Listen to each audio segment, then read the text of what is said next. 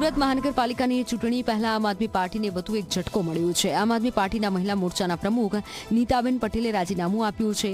પ્રદેશ પ્રમુખ ઈસુદાન ગઢવીને પત્ર લખી રાજીનામું આપવામાં આવ્યું છે। તેમની સાથે મહિલા વિંગના ઉપપ્રમુખોએ પણ રાજીનામું આપી દીધું છે।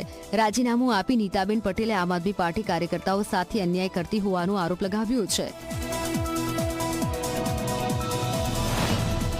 આજે મને જવાબદારી આપી છે ગણદેવીની, એ વિસ્તાર પર એ પડે છે 70 કિલોમીટર દૂર, નવસારી પડે છે 40 કિલોમીટર દૂર। જ્યાં મને જવાબદારી આપી ત્યાં મેં જવાબદારી નિભાવી અને મારે જ્યારે મેં એમને વાત કરી કે મારે ઓબીસીની સીટ પર મારે લડવું છે તો મને કારણ આપે છે કે 15 કિલોમીટર દૂર પડે છે।